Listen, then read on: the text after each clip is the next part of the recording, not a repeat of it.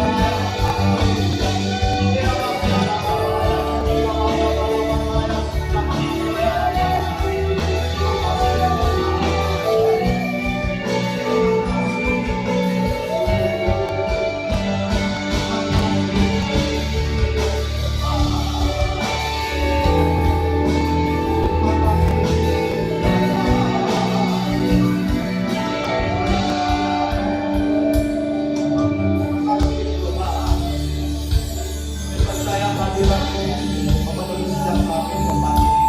Kami percaya kehadiran-Mu selalu ada bersama-sama kami. Apapun musim hidup kami percaya Kau Tuhan Allah yang selalu memegang kami. Hadirat-Mu memenuhiku, hadirat kudus-Mu memenuhi lahirku, dan ku bersungguh menyembah-Mu, betapa ada kemuliaan-Mu.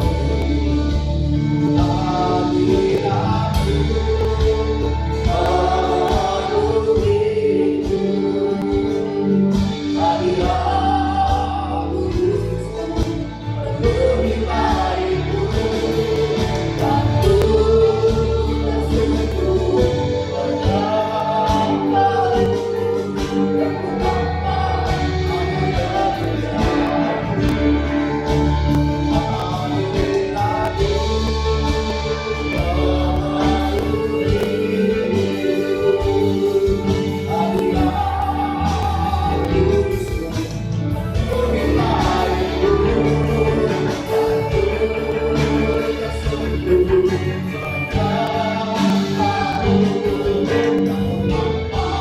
ada kemuliaan-Mu.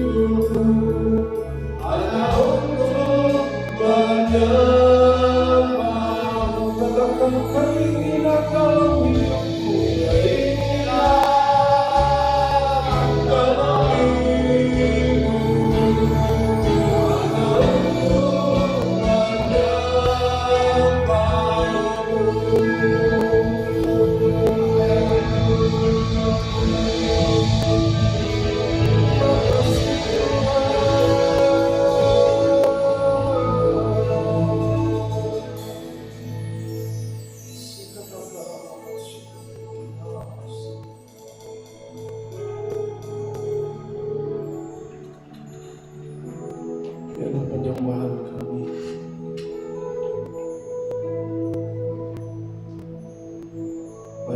Bagaikan unta yang akan naik ke tahta-Mu Tuhan, yang akan menyenangkan hati. Keinginan dalam hidupku hanya untuk menyembah-Mu.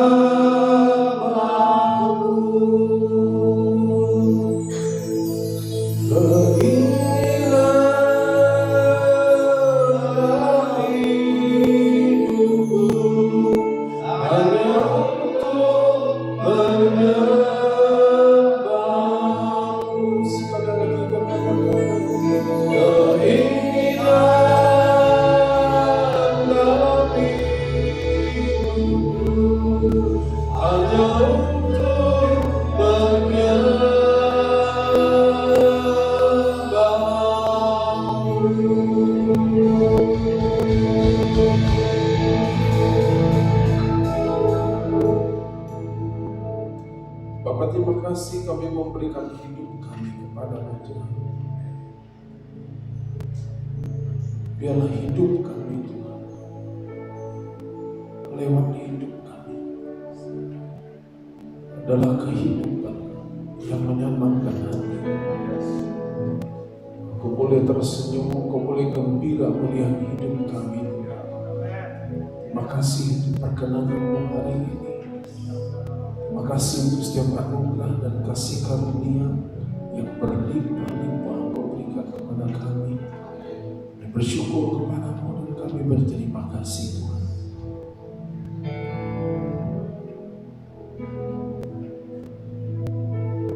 Terima kasih Tuhan. Terima kasih. Hati kami melimpah dengan ucapan syukur dan terima kasih.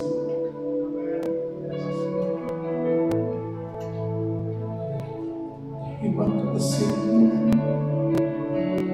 terima kasih,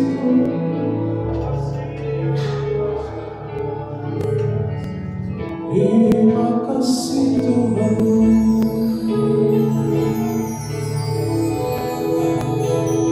Terima kasih Tuhan.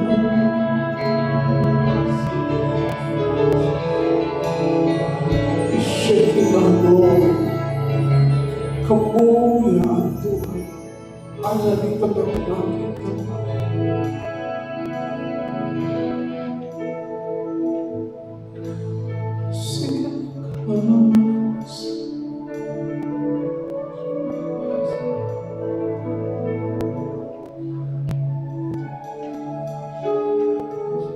Biarlah kemuliaan-Mu yang semakin besar itu Tuhan ada pada kami. Engkau terus Tuhan mengerjakannya dalam hidup kami.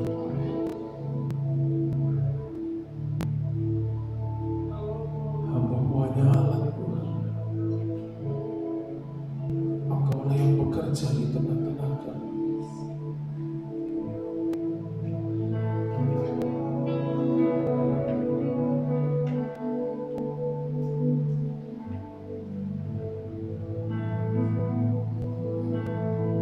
Akulah Tuhan yang melapangkan jalan-Mu. Bukankah aku yang membuka jalan-jalan yang baru dalam kehidupan?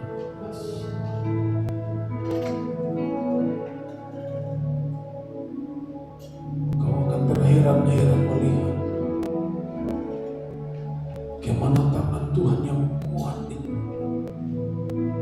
yang mengangkat kehidupan. Kau akan melihat, kau akan melihat, dan engkau akan lihat sendiri dengan tangan Tuhan yang kuat. Dia akan menolong engkau dengan tangannya yang kuat ini.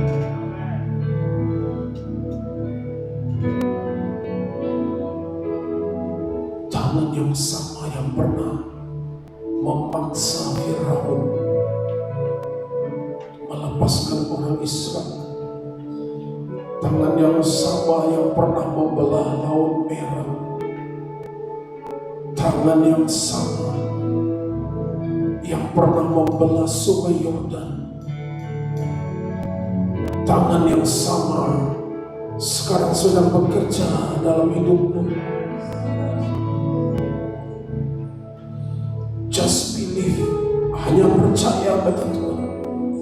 Percaya, hanya percaya, maka engkau akan terima dan engkau akan alami.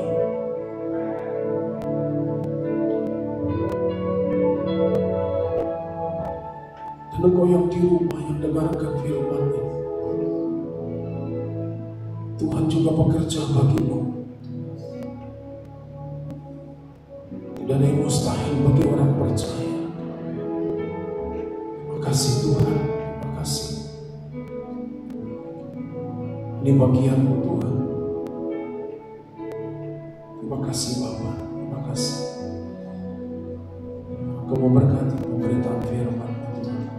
Engkau menolong kami. Biarlah kami boleh mengerti, memahami akan setiap perkataan dari firman. Terima kasih Bapa, urapi kami, urapi semua kami Tuhan. Dalam nama Tuhan Yesus kami berdoa. Amin. Puji Tuhan. Selamat pagi Bapak Ibu sekalian, shalom. Puji Tuhan. Saudaraku, kita boleh bersyukur kepada Tuhan karena Tuhan mengasihi kita dengan kasih-Nya yang besar dan Dia terus bekerja dalam kehidupan kita. Nah Bapak Ibu dikasih Tuhan, hari ini kita akan belajar sesuatu dari firman Tuhan, yaitu saya berikan topiknya Kristen yang berkualitas tinggi, high class ya. Tentu dalam kehidupan kita kepingin mendapatkan sesuatu dari Tuhan. Kadang-kadang orang merasa Tuhan itu kok tidak adil ya. Kenapa yang satu dikasih, yang satu tidak? Ada orang merasa kok Tuhan itu pilih kasih, tapi sebetulnya enggak. Ya, kalau Tuhan melakukan sesuatu kepada seseorang, Dia tidak pilih kasih, Dia adil. Atau Dia memberikan hujan, semua orang menikmati. Ya, memberikan panas juga semua orang juga menikmati. Tinggal bagaimana orang dalam kehidupannya dia.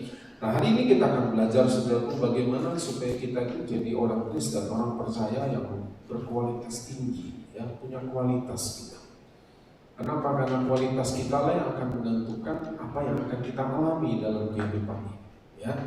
Nah kita akan buka dari 2 Timotius pasal yang kedua ayat yang ke-20. 2 Timotius yang kedua ayat yang ke-20. Oke, satu ayat ini kita akan baca sama-sama. Kita bisa lihat di screen. 2 Timotius 2 ayat yang ke-20. Kita baca sama-sama. 2, 3. Dalam rumah yang besar bukan hanya terdapat perabot dari emas dan perak, melainkan juga dari kayu dan tanah. Yang pertama dipakai untuk maksud yang mulia, dan yang terakhir untuk maksud yang kurang mulia. Nah, dia memberikan perumpamaan satu contoh. Saudaraku, Paulus menuliskan kepada anaknya secara rohani yang dia dapatkan melalui buah pelayanannya, dan kemudian dia pada waktu itu dia sudah mempercayakan kepada Timotius untuk menjadi gembala. Timotius masih sangat muda, ya. Nah, saudara, sedikit untuk memahami konsepnya Yahudi. Ya, pada waktu itu, jadi seseorang dianggap akil balik itu adalah pada waktu seseorang itu berumur 12 tahun. 12 tahun. Dan biasanya wanita yang setelah dia 12 tahun, maka dia itu akan dipinang oleh laki-laki yang lain. Jadi pada waktu Maria mendapatkan pesan dari malaikat untuk itu, dia masih remaja. Ini konteks sekian ribu tahun yang lalu ya. Nah, dan Timotius dikatakan dia masih sangat muda, sehingga satu kali Paulus katakan, jangan seorang menganggap engkau rendah karena engkau muda. Kenapa? Karena dia masih muda, tapi sudah menjadi pemimpin, menjadi gembala. Yang digembalakan tentu sebagian juga orang-orang tua. Nah, tapi Paulus katakan, jangan seorang pun menganggap engkau rendah karena engkau muda. Nah, kepada Timotius ini dia katakan, dalam surat yang dia tuliskan kepada anaknya secara rohaninya yang sudah menjadi pemimpin pada waktu itu, dia katakan gini, dia jelaskan konteksnya pada waktu itu tentang pengajaran yang sesat. Nah, dia katakan begini, di dalam satu rumah yang besar, ya, ada perabot dari emas dan perak, tapi juga ada perabot dari kayu dan tanah. Kalau Bapak Ibu tahu perabot emas dan perak, kemudian dari kayu dan tanah. Nah, dua bagian ini dikatakan untuk yang pertama yaitu emas dan perak. Emas dan perak dipakai untuk maksud yang mulia. Yang terakhir yaitu kayu dan tanah dipakai untuk maksud yang kurang mulia. Sama-sama dipakai, sama-sama dipergunakan. Tapi satu dengan tujuan yang mulia, yang satu kurang mulia. Kalau Bapak Ibu diberikan pilihan, kita nih, ya, diberikan pilihan, kira-kira Bapak Ibu mau pilih yang pertama, maksud yang mulia, atau yang kedua, maksud yang kurang mulia? Kira-kira Bapak Ibu pilih mana? Yang pertama atau yang kedua? Saya pilih yang ketiga aja, Pak. Ya, tidak ada cuma dua. Ya, pilih yang mana? Tunjuk aja jari, satu atau dua. Sudah tidak mengerti bahasa saya. Ini kan aja, satu atau dua? Satu. Semua pasti kita akan pilih yang pertama, supaya kita dipakai untuk maksud yang mulia. Itu keinginan kita dan itu pasti kita semua. Nah, saudara, semua kita menghendaki dan kita mau dipakai untuk maksud yang mulia. Tentu kita tidak mau. Tapi dalam kenyataannya tidak semua orang percaya dipakai untuk maksud yang mulia ini. Bahkan ada orang yang dipakai untuk kenapa? Nah, apakah karena Tuhan tidak adil? Apakah karena Tuhan pilih kasih? Nah, nanti kita bahas. Ya. Tapi yang kenyataannya begini, seperti itu. Ya. Nah, kain batik, ya, seperti yang kami pakai hari ini, kami dapat bonus. Terima kasih untuk ibu yang memberikannya. Saudara, kain ini dibuat untuk jadi baju. Tapi kain ini bisa dipakai untuk kain lap. Ada saudara yang punya baju, kemudian dipakai untuk kain lap. Ada yang mau? Stephen pernah itu baju batiknya dipakai untuk kain lap oleh orang lain.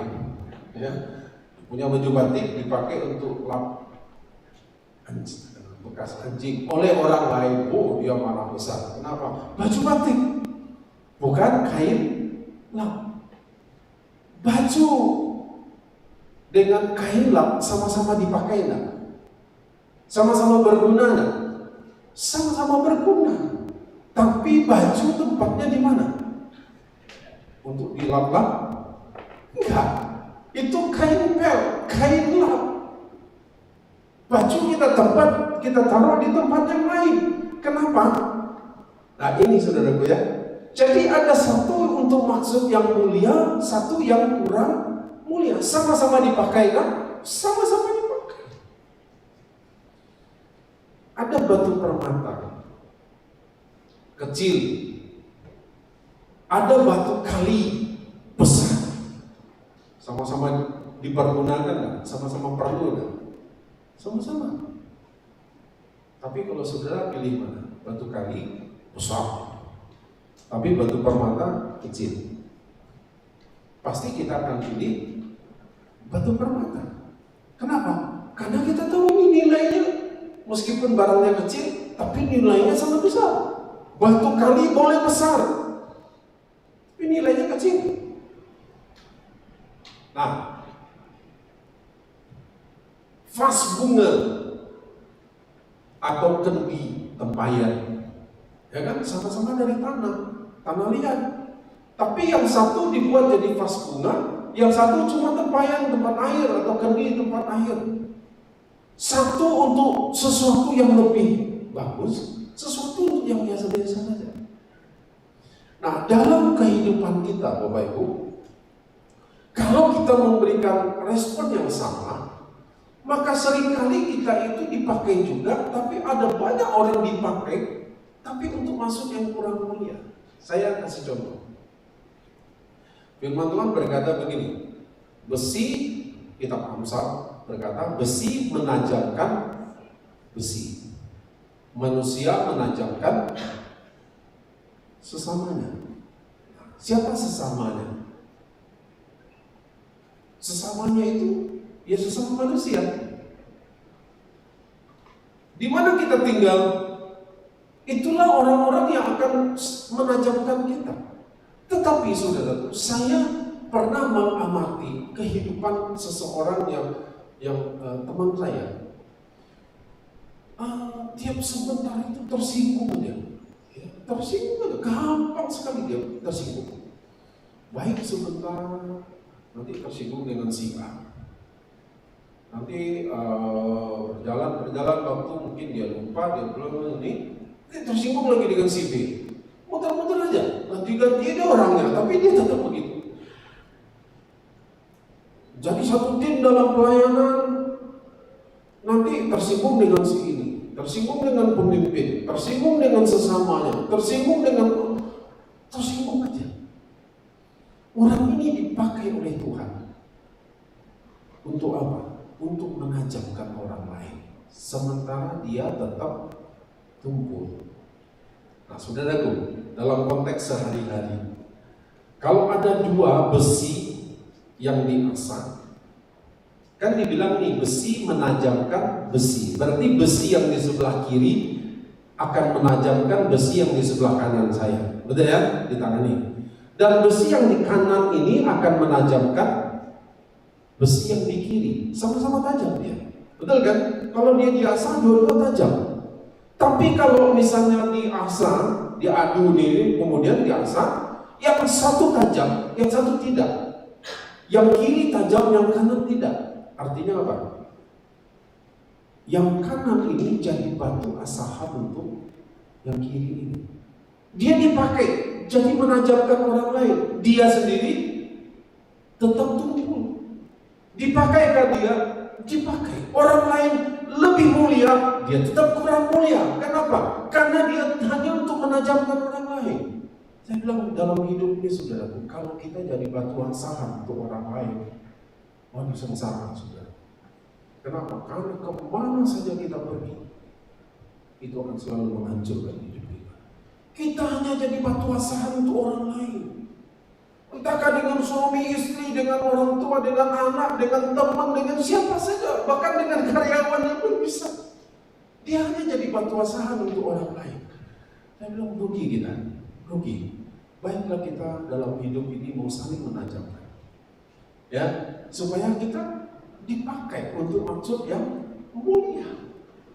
Jadi untuk itu, saudaraku, perlulah dalam kehidupan ini sehari-hari kita coba, ayo, kalau terjadi konflik, terjadi gesekan, terjadi sesuatu dalam kehidupan kita, jangan cepat-cepat salahkan orang lain. Coba pilih, maksud Tuhan itu apa? Apakah dia untuk menajamkan kita, atau kita yang menajamkan dia saja? Ya, nah, di dalam perabot, dalam keadaan kita semua, hanya ada dua. Satu untuk yang mulia, tujuan yang mulia. Satu untuk tujuan yang kurang mulia. Pilihan ada pada kita, bukan sama Tuhan. Pilihan ada sama kita. Mau dipakai yang mana? Kita coba lihat dulu kitab Roma pasal yang ke-9 ayat yang ke-21.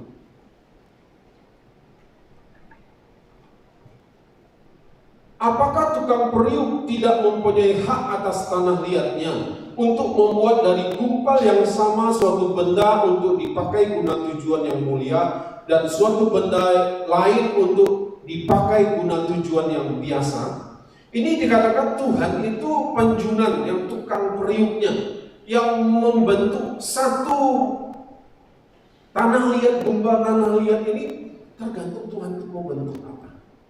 Nah, seringkali orang salah konsep. Orang berpikir Tuhan itu tidak adil. Tuhan itu pilih kasih. Keadilan Tuhan dengan keadilan kita beda, saudara. Kalau adilnya kita, kalau kita dapat 3, orangnya 3, harus bagi rata. Kalau ada 5, orangnya 3, harus bagi rata. Itu adilnya manusia. Tapi adilnya Tuhan beda. Ada satu dikasih 5 talenta, ada yang satu dikasih 2 talenta, ada yang satu dikasih 1 talenta. Ya, saya pernah sampaikan kepada Bapak Ibu dulu, kalau Bapak Ibu hitung dengan pola yang sama, orang yang 1 dan yang 2 melipat gandakan talentanya, orang yang ketiga menyimpan di dalam tanah, 8 talenta itu bagi rata, maka kita akan mendapatkan bahwa cara adilnya Tuhan itu jauh lebih maksimal daripada cara adilnya manusia. Jadi keadilan Tuhan itu tidak bisa kita samakan dengan keadilan manusia. Tuhan tidak pernah pilih kasih. Kalau Tuhan bisa pakai kita semua. Dan Tuhan bisa pakai kita untuk maksud yang mulia. Nah, sekarang bagaimana caranya supaya kita dipakai oleh Tuhan untuk maksud yang mulia? Nah, ini keinginan kita semua, ya. Saya percaya ini satu langkah iman. Saudara bilang, saya mau dipakai untuk maksud yang mulia. Dan saya berdoa juga, semua kita dipakai untuk maksud yang mulia. Bagaimana caranya? 2 Timotius 2 ayat 19 dan 21. Kita baca. Tetapi dasar yang diletakkan Allah itu teguh dan meterainya ialah Tuhan mengenal siapa kepunyaannya, dan setiap orang yang menyebut nama Tuhan hendaklah meninggalkan kejahatan. Ayat 21. Jika seorang menyucikan dirinya dari hal-hal yang jahat, ia akan menjadi perawat rumah untuk maksud yang mulia. Ia dikuduskan, dipandang layak untuk dipakai tuannya, dan disediakan untuk setiap pekerjaan yang mulia. Ingat, Tuhan membentuk. Tapi kalau yang dibentuk tidak mau, maka dia akan jadi seperti Tuhan katakan. Tergantung orangnya mau dibentuk enggak. Jadi kalau saudaraku, mari kita memiliki hati yang terbuka terhadap pembentukan Tuhan. Kalau Tuhan sedang melatih, mendidik kita, memproses kita, percayalah bahwa Tuhan itu melakukannya untuk maksud yang mulia. Kalau Tuhan mengutus di samping kita, di sekitar kita ada orang-orang yang menjengkelkan kita, yang menyusahkan hidup kita, yang sepertinya membuat menderita kita, itu adalah bagian daripada prosesnya Tuhan untuk menjadikan kita supaya bisa dipakai untuk maksud yang mulia, bahkan yang lebih mulia lagi, bahkan yang lebih mulia lagi. Kenapa? Karena Tuhan mau, tujuannya Tuhan, keinginannya Tuhan, semua kita dipakai untuk maksud yang mulia. Nah, caranya bagaimana? Sederhana tadi. Dikatakan ia menyucikan dirinya dari hal-hal yang jahat. Ayat 19 tadi dikatakan bahwa setiap orang yang mengenal nama Tuhan hendaklah dia meninggalkan kejahatan. Jadi saudaraku, mari kita melakukan. Jadi tinggalkan yang jahat supaya hidup kita dikuduskan. Paulus katakan suatu kali begini, di dalam diriku ada 2 hal yang bertentangan. Setiap kali aku ingin melakukan yang baik, yang jahat itu mendorong juga dalam diriku, dalam dagingku katanya, untuk melakukan yang jahat. Jadi di dalam diriku sampai dikatakan, aku ini manusia celaka, Dia rasanya bilang, aku ingin melakukan yang baik. Tapi yang jahat itu mendorong aku terus untuk aku juga melakukan yang jahat. Setiap kali keinginan itu bertentangan terus, kata Paulus. Nah saudara, bukankah pada waktu kita percaya kepada Tuhan, pada waktu kita menerima Dia sebagai Tuhan dalam kehidupan kita secara pribadi, maka Dia itu dikatakan tinggal di dalam hidup kita. Dan kemudian, kan kita masih hidup di dunia, Roh Tuhan yang ada di dalam kita, tinggal di dalam kita, tapi daging kita, keinginan daging ini masih ada di dalam diri kita. Dan dia selalu bertentangan dengan keinginan roh katanya. Apa yang roh katakan, roh Tuhan katakan, bangun lebih pagi supaya kamu bisa ibadah, bisa datang tidak terlambat. Tapi daging kita bilang begini, kan hari Minggu, kesempatan tidur lebih, bangun lebih telat. Ngapain? Tuh gak ada yang marah. Tuh aku jalan, datang terlambat pun, bahkan gak datang pun aku ibadah. Tuh aku baik-baik saja. Tuh aku pekerjaanku juga berjalan dengan baik. Tuh aku juga dilindungi dari COVID katanya. Dan aku lihat pekerjaanku semua baik, uangku juga makin banyak. Ada orang yang bilang begitu loh saudara. Dia bilang, itu siapa salahnya? Kalau kita bilang, jangan lakukan itu. Tapi daging kita, apalah sekali-sekali. Daging kita bertentangan dia dengan keinginan.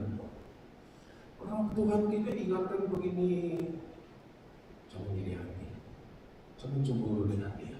Tapi daging kita kurang ajar dia. Sudah 3 kali aku maafkan dia, dia tetap lakukan itu. Lalu jadi kita ini bertentangan terus. Terus dia saling bertentangan. Sekarang tinggal yang mana yang kita ikuti, yang baik apa yang jahat? Saya kasih ilustrasi. Ya, seringkali ini saya kasih di pernikahan, saya kasih. Saudara, ini hanya masalah warna saja ya, jadi jangan konotasikan teman-teman. Ada 2 ekor anjing, umurnya sama, tingginya sama, kekuatannya sama. Yang satu, sekali lagi yang warna ini hanya sekedar warna. Satu warnanya putih, yang satu warnanya hitam. Ini supaya kontras saja. Ada anjing satu warnanya putih, yang satu warnanya hitam. Ya. Dua-duanya ini sama kuat, sama-sama hebat. Kalau 2 anjing ini diadu, siapa yang menang? Yang mana yang menang? Halo, adakah orang di sini? Mana? Sama-sama kuat, sama-sama hebat. Kalau 2 anjing ini diadu, mana yang menang? Mana yang menangkan? Hah?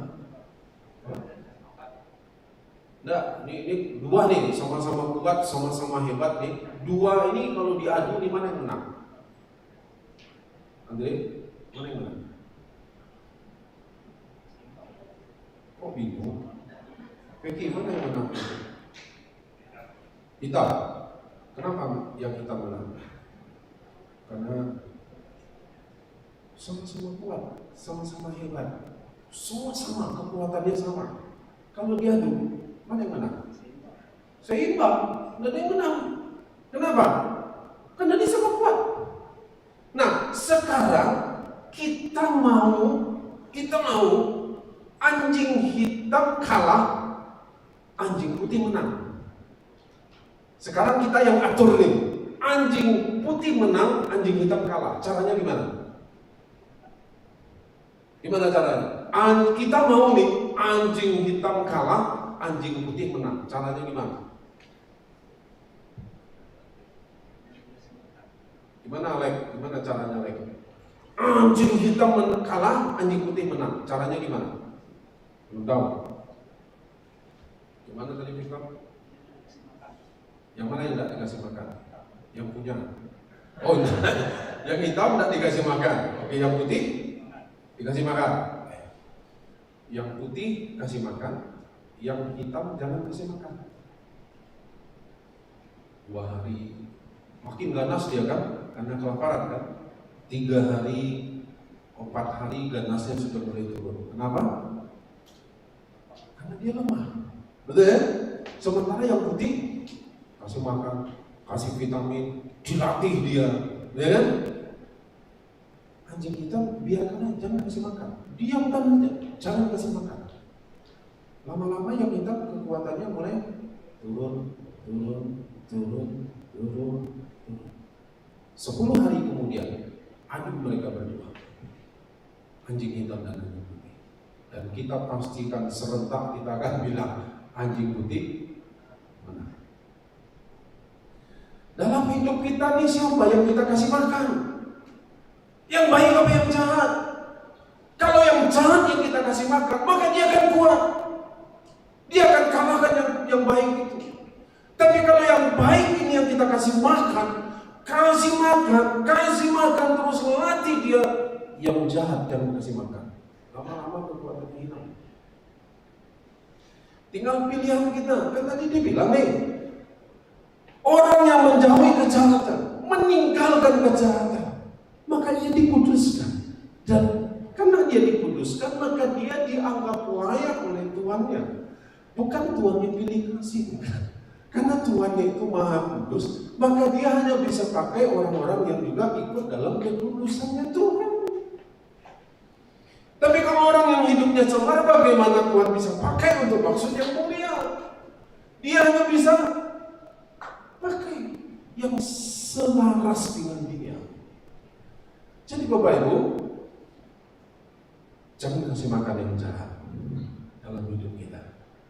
Maka yang baik, terus pupuk dia, kasih makan, sehatkan dia, terus tambah vitaminnya, terus lakukan ini, terus berdoa, terus baca firman, lakukan apa yang Tuhan mau, terus lakukan ini, maka dalam diri kita yang baik itu akan terus kuat.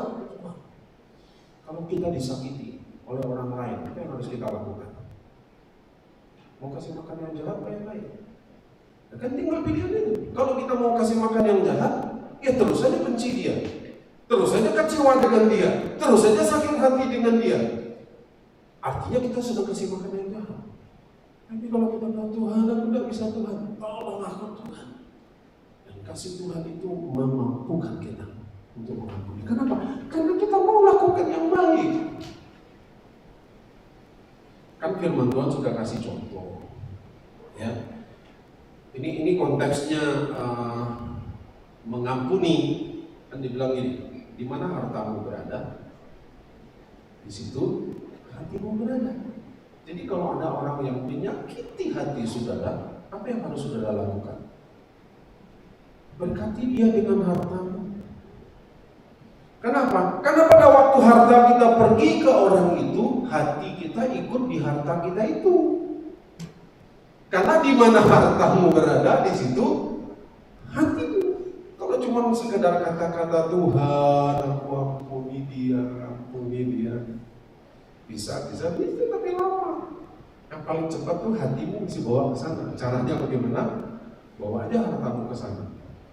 Ya bukan berarti itu, ya sudahlah kasih dia rumah, ini punya 3 rumah, kasih dia 1. Enggak itu maksudnya. Tapi artinya gini saudaraku. Pada waktu kita mengorbankan sesuatu, maka sebetulnya kita sedang membawa hati kita. Nah, ini konteks pengampunan ya. Nah, Tuhan mau pakai kita untuk maksud yang mulia.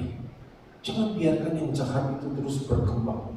Jangan biarkan yang jahat itu terus merajalela dalam hidup kita. Yang baik yang harus kita kasih makan. Yang baik yang harus kita kasih makan. Yang baik dalam diri kita, terus kasih makan dia. Lakukan terus, maka yang jahat jadi lemah, makin lama dia makin lemah. Kenapa? Karena kita tidak pernah kasih makan dia. Amin, Bapak Ibu.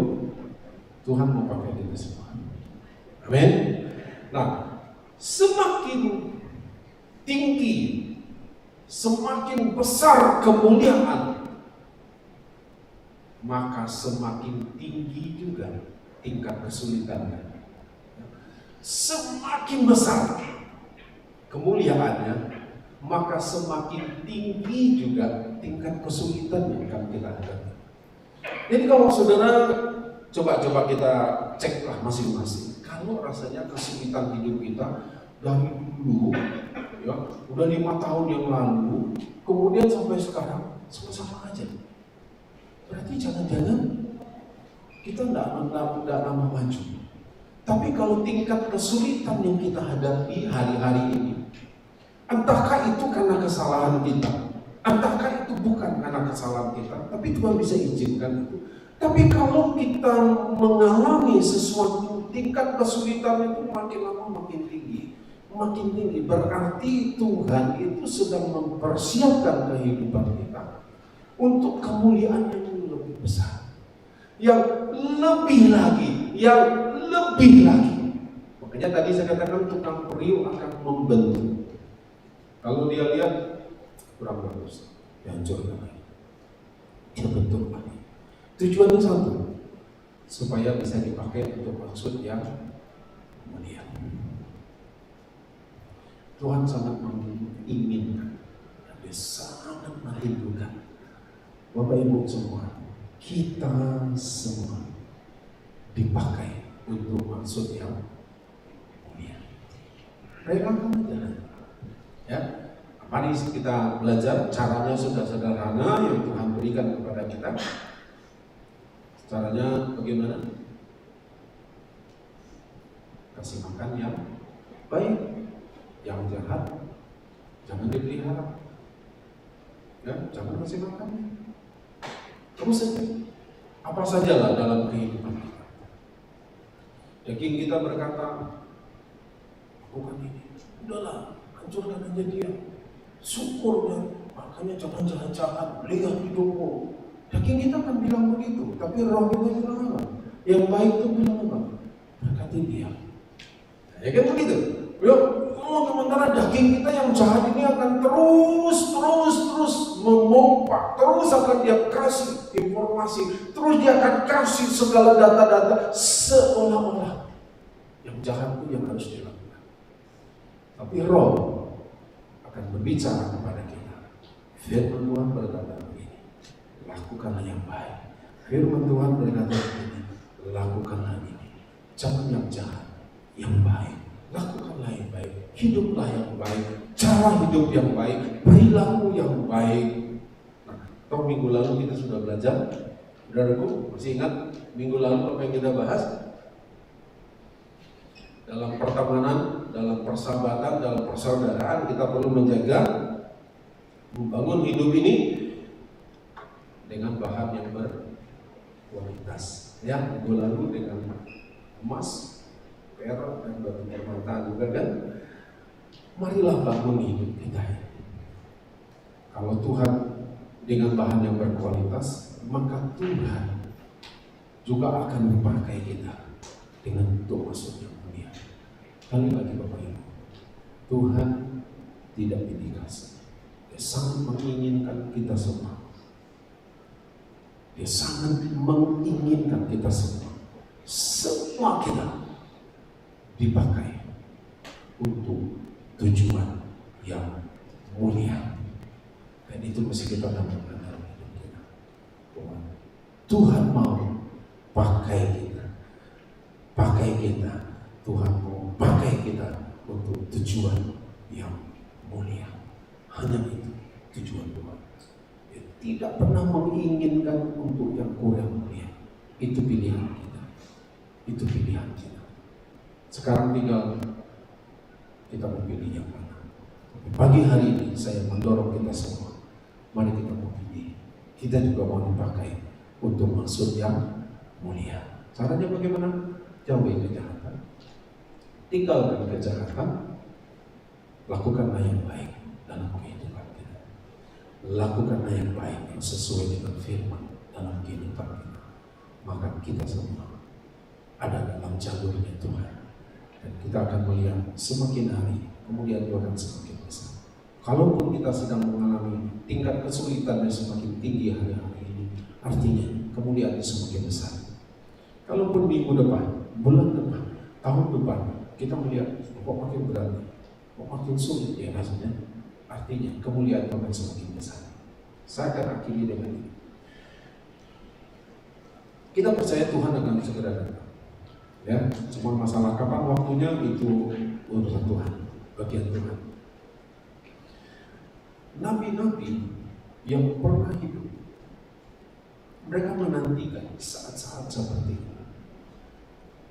Saat-saat di mana Tuhan itu menjemput umatnya, mengangkat dia dalam kemuliaan. Hidup-hidup tubuhnya diubahkan, naik ya ke awan-awan itu, dan kemudian mengalami perubahan hidup. Semua nabi-nabi yang pernah hidup dulu, nabi-nabi hebat yang pernah hidup dulu, Abraham bapak orang beriman, Nuh, Yosua, Musa yang pernah berhadapan muka dengan Tuhan, dia nantikan saat itu, tapi dia tidak dapat.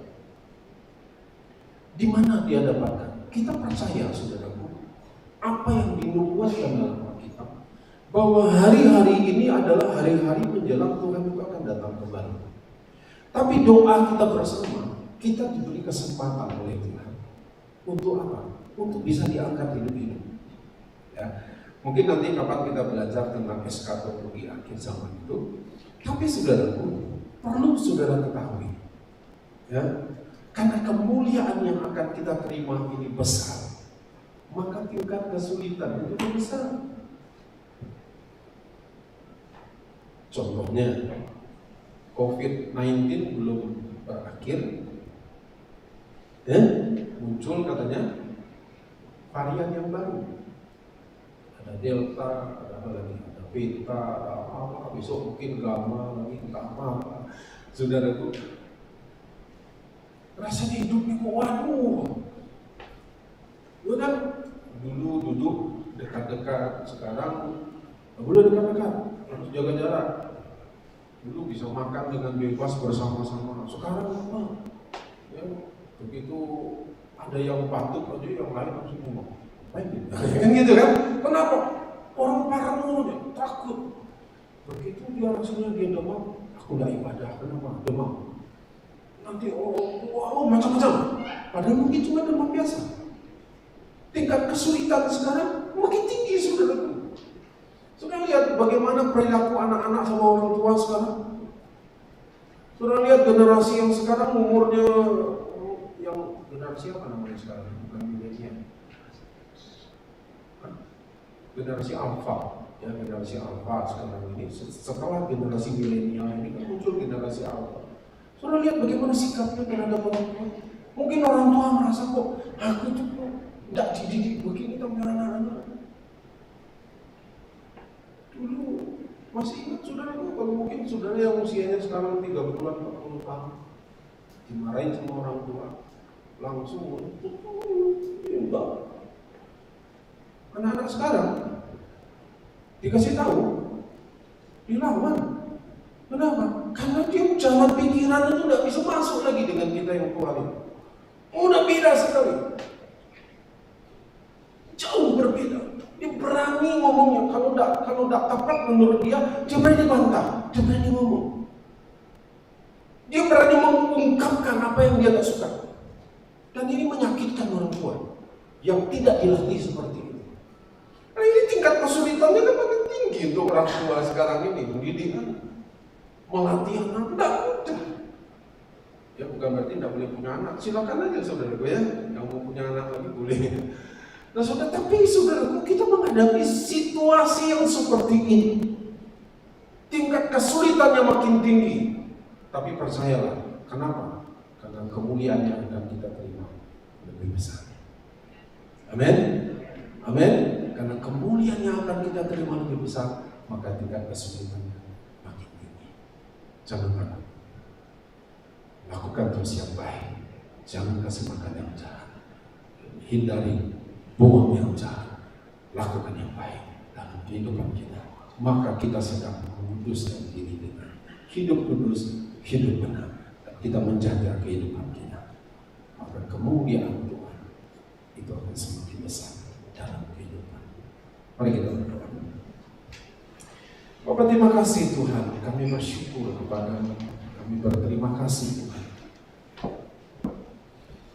Ini hidup kami Tuhan.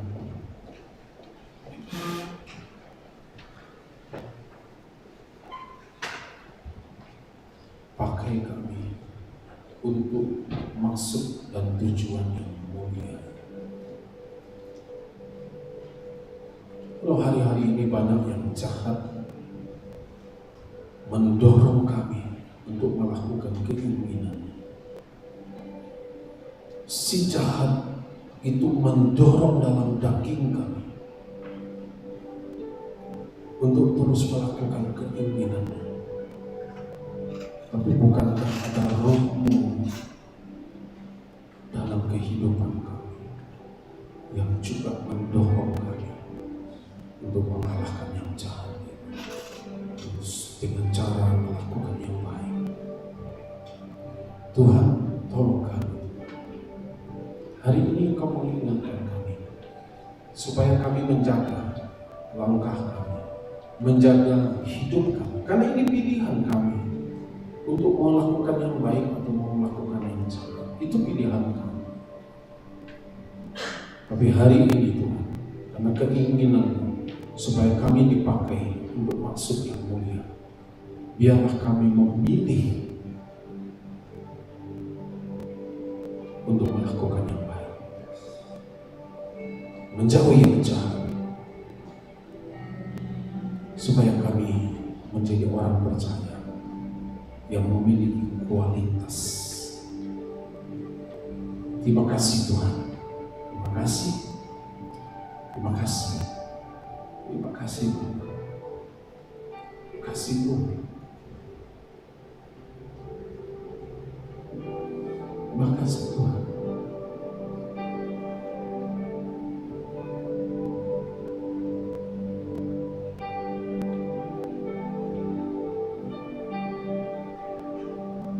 Kasih Tuhan, Kau melihat kami Tuhan, hati kami, Kau mendengar doa-doa kami Tuhan, pengampunan yang kami mintakan kepada-Mu Tuhan, karena Engkau katakan, Engkau Allah yang setia dan adil. Jika seorang mengaku dosa, maka Tuhan akan mengampuni dan menguduskan hidupnya. Bukankah roh yang ada di dalam-Mu itu lebih besar daripada roh yang ada di dalam dunia ini? Apapun bentuk roh itu, si jahat itu, bukankah roh Tuhan itu lebih besar? Dia memampukan kita, Dia pasti akan menolong kita, asalkan kita mau memilih untuk melakukan yang benar, melakukan yang baik. Bapak, terima kasih. Terima kasih Tuhan. Terima kasih. Hamba-Mu berkati setiap anak-anak-Mu Tuhan. Roh Allah yang kuat untuk ada memanteraikan dalam kehidupan mereka. Roh Allah yang perkasa itu ada dalam kehidupan kami. Roh Allah yang kuat itu yang memampukan kami supaya kami terus melakukan apa yang benar, kami lakukan apa yang baik. Bapak, terima kasih. Terima kasih Tuhan. Terima kasih. Ini hidup kami Tuhan. Ini hidup kami. Kiranya Engkau pakai kami untuk maksud yang mulia. Terima kasih Bapak. Terima kasih. Pujilah nama Tuhan, dalam nama Tuhan Yesus kami berdoa dan mengucap syukur. Amin. Amin. Puji Tuhan. Nah saudara, sebelum saya serahkan, kita berharap nanti mulai bulan Juni dan Juli ini kita akan mulai konsel, ya saudara. Jadi kita coba mulai perlahan. Jadi kalau ada dari pengurus nanti yang bertanya kepada Bapak itu, ayo ikut konsel sama-sama yuk. Kadang segera kaget, apa nih makanan apa ini? Enggak. Konsel itu adalah kelompok sel atau kita sebut juga komsal, komunitas saling menjaga, saling memperhatikan, tentu dalam koridornya. Ya sudah, saya cari aja cewek-cewek yang cantik-cantik supaya saya perhatikan dia, bukan itu maksudnya. Ya, komsal itu saling memperhatikan dalam kebutuhan rohani, saling menghibur, saling menguatkan. Inilah yang kita akan coba mulai bentuk nanti, ya. Kiranya Bapak Ibu semua mau terlibat, karena ini bagian yang kita perlukan dalam kehidupan ini. Tuhan Yesus memberkati kita semua.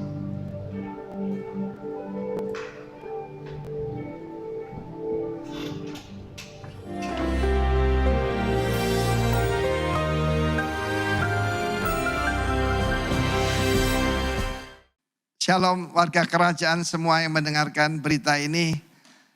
2 minggu yang lalu saya sampaikan bahwa Saul atau Saulus dari Tarsus adalah disebutkan seorang muda. Kita tahu bagaimana orang muda bisa dipakai oleh Tuhan atau dipakai oleh musuh kita, yaitu kuasa kegelapan. Waktu dia dipenuhi oleh kuasa kegelapan, dia menganiaya umat Tuhan, mengejar sampai ke rumah-rumah, masukkan mereka dalam penjara, membunuh mereka. Dan dengan kuasa penuh dari imam-imam kepala, dia pergi ke Damsyik. Kota Damsyik, Damaskus sekarang, itu penduduknya waktu itu 2 juta. Sampai sekarang itu adalah kota tertua di dunia yang masih ada. Dan saudara yang kasih Tuhan, firman Allah mengatakan, ada seorang murid di sana bernama Ananias. Ananias artinya yang sudah menerima anugerah dari Yehova. Anda dan saya yang sudah diselamatkan, dipenuhi Roh Kudus. Kita telah menerima anugerah daripada Tuhan. Dan ketika dia sedang berdoa, Tuhan berkata pada dia, pergilah ke jalan lurus ke rumah Yudas. Situ ada seorang bernama Saul. Dia sedang, yaitu dalam keadaan buta, kamu ke sana. Dia adalah umat, alat pilihan bagiku, kata Tuhan. A chosen vessel unto me. Tuhan, dia cuma memberitahu, dia tidak protes. Ananias berkata, Tuhan itu orang dia sadis banget. Terkenal paling jahat, kejam dan luar biasa. Dan rumah itu adalah pusat di mana mereka sedang berkumpul untuk membunuh kami, para pengikutmu. Tuhan bilang tahu, tapi pergilah. Go thy way. Dia adalah alat pilihan untuk memberitakan namaku kepada bangsa-bangsa lain, raja-raja. Tapi aku juga menunjukkan kepada dia berapa banyak penderitaan yang sudah derita oleh karena namaku. Saudara yang kasih Tuhan, saya begitu kagum akan Ananias ini. Ada Ananias lain yang Kisah Rasul pasal yang kelima itu. Tapi yang ini, saudara, Daniel dilemparkan ke gua singa. Sadrak, Mesak, Abednego dilemparkan yaitu perapian. Tetapi Ananias berjalan sendiri dan pergi ke situ. Saudara, perkataan jalan lurus dalam bahasa Greka, dalam bahasa Aram disebutkan adalah the fat street, fat atau abundance. Satu pelajaran di sini. Saudara mendapatkan berkat itu ketika engkau berjalan di dalam kehendak Tuhan. Itu pusat daripada pembantaian pengikut Kristus. Dan Ananias pergi ke sana. Apa yang memberikan kekuatan pada dia? Perintah Tuhan itu memberikan anugerah. Dan jangan lupa saudaraku, itu ternyata ada satu pelajaran. Jalan lurus, Kristus ada jalan lurus itu. Adalah juga the street of abundance. Yesus menjanjikan hidup dengan segala kelimpahannya. Tetapi juga di situ adalah house of praise. Rumah pembantaian bisa menjadi rumah pujian. Perkataan pujian penting buat saya. Rumah saya di Surabaya kemah pujian, ya. Lalu pelayanan di Surabaya itu Surabaya Praise Center. Lalu kemudian di sini lembah pujian Denpasar. Lalu ada satu villa kecil, villa pujian. Karena saya tahu kuasanya. Di mana ada pujian, nama Tuhan dipermuliakan. Dia tumpang tangan atas Saul. Dan kalau kita dalam kehendak Tuhan, sesuatu skill yang di matanya lepas, selaput itu, dia melihat kembali. Dan firman Allah mengatakan dia dibaptis, langsung dipenuhi Roh Kudus. Segera dia pergi ke rumah ibadat. Untuk apa? Memberitakan bahwa Yesus adalah Tuhan. Dan Saul si sadis ini menjadi the preacher of grace. Hari ini saudaraku, dia dipakai Tuhan luar biasa. Saya percaya akan ada yaitu Saulus-Saulus di Indonesia. Tetapi juga ada Ananias termasuk yang mendengarkan ini. Tuhan memberkati kita semua. Young men bangkit seperti Saul dari Tarsus dan Ananias dari Damaskus. God bless you. Amin. Di nama Tuhan, mari sebelum kita melakukan ibadah, bisa kita Bapak Ibu untuk bangkit berdiri.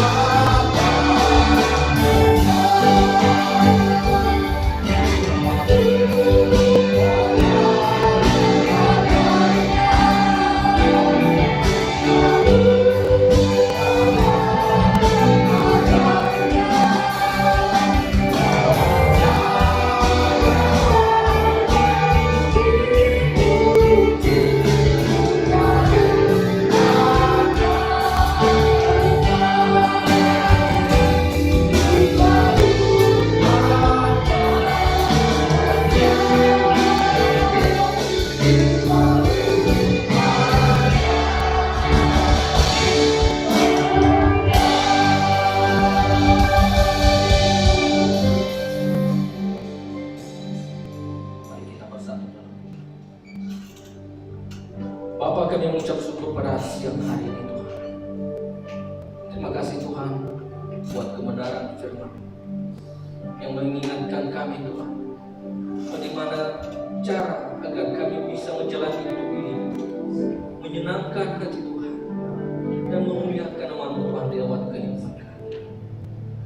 Ampuni kami Tuhan jika selama ini kami seringkali berjalan sesuai dengan kehendak kami, tetapi bukan sesuai dengan rencana Tuhan.